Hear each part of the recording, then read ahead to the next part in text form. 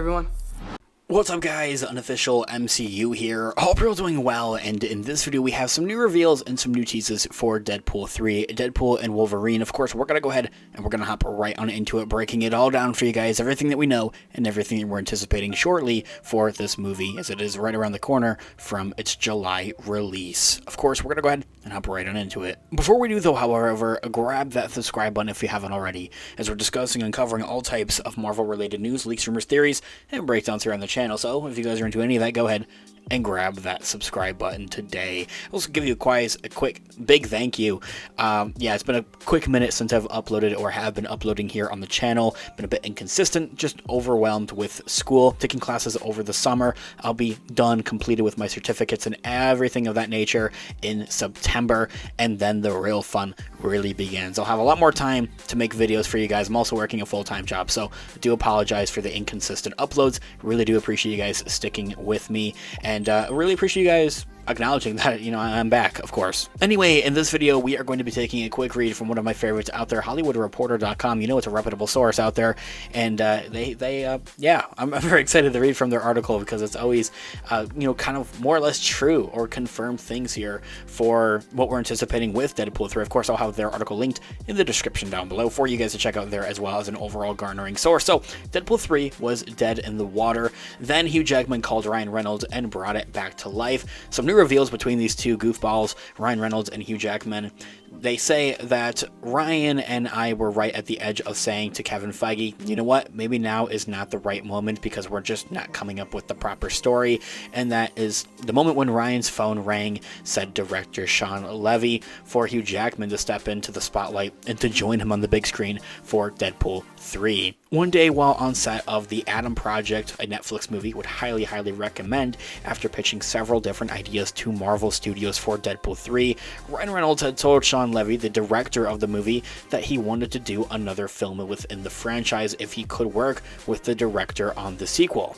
As Sean Levy recalls, I remember Ryan going, "Now, I know you're going to say no," Levy had told Vanity Fair in a joint interview with Reynolds and Jackman.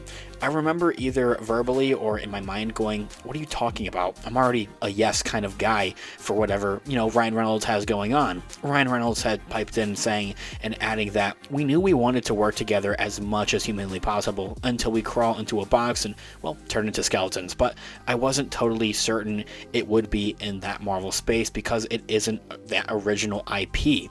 It would technically be a sequel, and there's a lot of pressure that kind of comes with that project." The frequent collaborators between Ryan Reynolds and Sean Levy have a few movies together now, has spent a few months working with Deadpool and Deadpool 2 screenwriting team Paul Wernick and Rhett Reese as well, along with the scribe Zeb Wells, the original writer for the first Deadpool movies much rather, trying to come up with story ideas and having weekly meetings with Marvel Studios big boss Kevin Feige, which I love his involvement within the franchise. He isn't just kind of a face to the studio, he's actually working.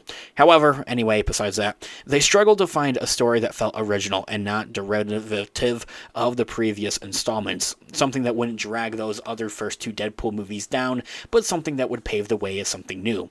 Deadpool 3, in a weird way, as we have kind of heard here in and out of different teases and interviews and reveals for Deadpool 3, is that this movie kind of does work on its own in a strange way.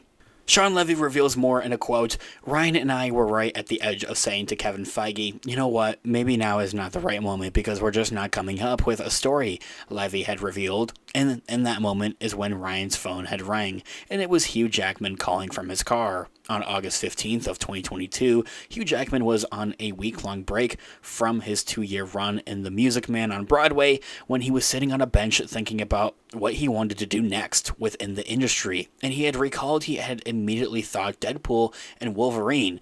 "I want to do that movie," Hugh Jackman said. Despite being mildly concerned over how he could continue the story of Wolverine, especially after the 2017 Logan movie tied up to his story quite nicely for the character, Hugh Jackman called Ryan Reynolds right away and told him that he wanted to do the movie and that they needed to find a way. Ryan Reynolds recounted thinking that he couldn't believe the timing because they were right about to have a meeting with Kevin Feige and weren't really quite sure on what they were going to say or do. On the Zoom with Kevin, we just cut right to the chase, the Free Guy star had told Vanity Fair Ryan Reynolds. "We said, look, this call just came in, and I feel like we'd be complete idiots to look this gift horse in the mouth and just ignore it. This is a $1 billion chance, and I really feel that this is what we kind of have been looking for this movie and for this story to tell. Hugh Jackman has explained that he knew Deadpool would allow him to explore a different side of the character of Wolverine than he had previously noted,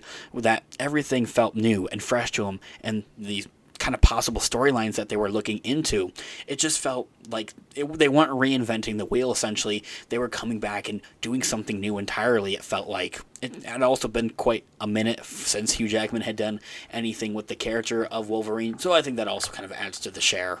Hugh Jackman had gone on to explain that he knew Deadpool would allow him to explore this different side of Wolverine, saying that, in quote, "and I'd be sharing it with Ryan and Sean, who are also two of my best friends." Hugh Jackman had said, "The three of us together are like the three amigos. There was not a day where I wasn't in tears laughing.